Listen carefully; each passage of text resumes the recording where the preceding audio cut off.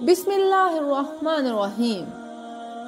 آج ہم بات کریں گے خانہ کعبہ میں موجود حجر اسود کے بارے میں اور جانیں گے اس کے بارے میں کچھ دلچسپ حقائق۔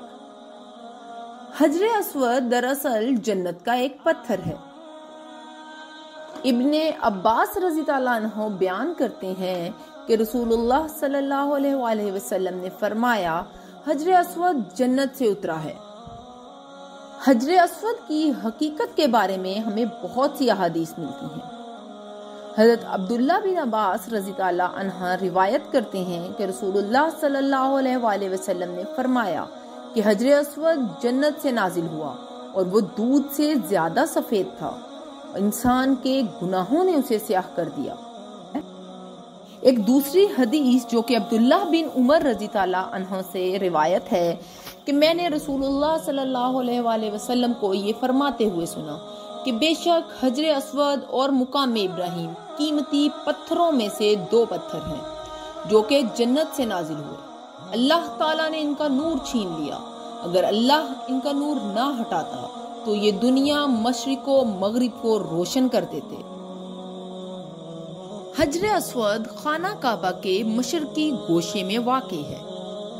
حجاج کرام حجر اسود پر رکتے ہیں اور بسم اللہ اللہ اکبر کہتے ہوئے حجر اسود کو چومتے ہیں۔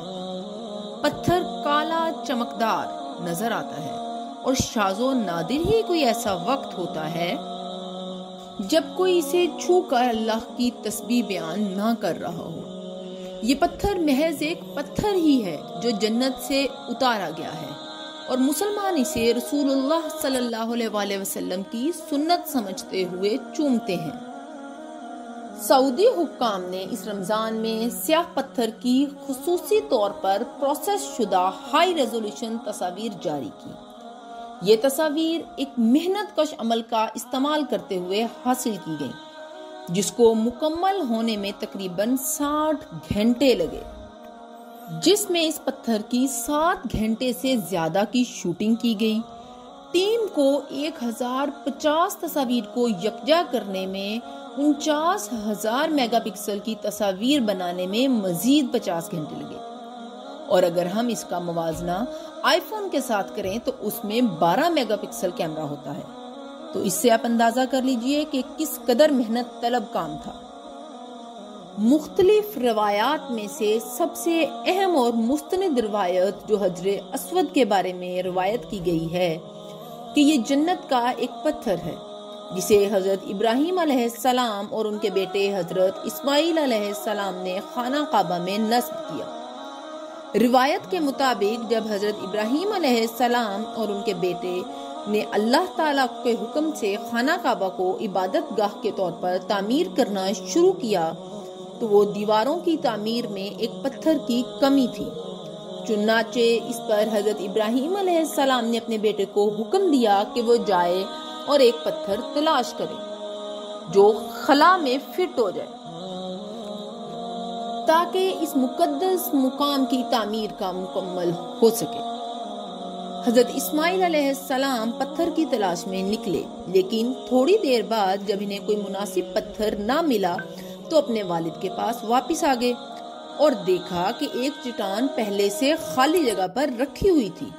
اس پر آپ نے اپنے والد سے اس پتھر کے بارے میں پوچھا، جس پر حضرت ابراہیم علیہ السلام نے جواب دیا کہ اسے جبرائیل علیہ السلام نے پہنچایا تھا۔ چنانچہ اس روایت سے ثابت ہوتا ہے کہ حجر اسود ایک آسمانی پتھر ہے۔ رسول اللہ صلی اللہ علیہ وآلہ وسلم کے دور میں کعبہ پرانا ہو گیا اور شدید بارش کی وجہ سے منہدم ہو گیا، چنانچہ دوبارہ تعمیر شروع کر دی گئی۔ کام کافی حد تک آگے بڑھتا گیا، یہاں تک کہ حجر اسود کو دوبارہ اپنی جگہ پر رکھنے کا وقت آ گیا۔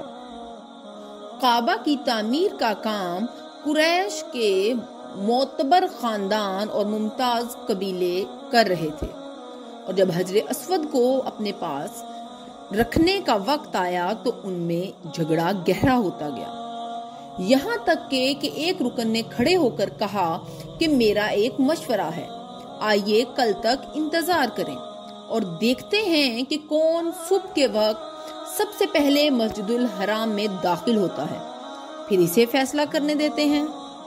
سب نے اس تجویز پسند کیا اور اگلی صبح کا بے چینی سے انتظار کرنے لگے کہ کعبہ میں داخل ہونے والا پہلا شخص کون ہے۔ اچانک انہیں بڑھتے ہوئے قدموں کی آواز سنائی دی۔ یہ عبداللہ کے بیٹے محمد صلی اللہ علیہ وآلہ وسلم تھے۔ ہر کوئی ان کا احترام کرتا تھا اور صادق اور امین کے نام سے جانے جاتے تھے۔ جب حضرت محمد صلی اللہ علیہ وآلہ وسلم کو سارے واقعے کے بارے میں بتایا گیا تو آپ نے اپنی چادر فرش پر ڈالی اور حجر اسود کو لے کر چادر کے بیچ میں رکھ دیا اور فرمایا، ہر خاندان کا سردار چادر کا ایک کونا لے گا اور ایک ساتھ اٹھائے گا، اور حجر اسود کو نصب کرنے کے مقام پر جا کر حضرت محمد صلی اللہ علیہ وآلہ وسلم نے اسے اپنے ہاتھ سے اٹھایا اور صحیح جگہ پر رکھ دیا۔ اس طرح برابری سے انصاف ہو گیا اور کسی کو بھی کوئی اعتراض نہ رہا، بلکہ سب محمد صلی اللہ علیہ وآلہ وسلم کے انصاف کے معترض ہو گئے۔ آپ کو ہماری یہ ویڈیو کیسی لگی کامنٹ باکس میں ضرور بتائیے۔ ہماری ویڈیو کو لائک کیجیے، شیئر کیجیے، ہمارے چینل کو سبسکرائب کیجیے اور بیل آئیکن کو دبانا نہ بھولیے تاکہ آنے والی ہر ویڈیو کا نوٹیفیکیشن آپ کو ملتا رہے۔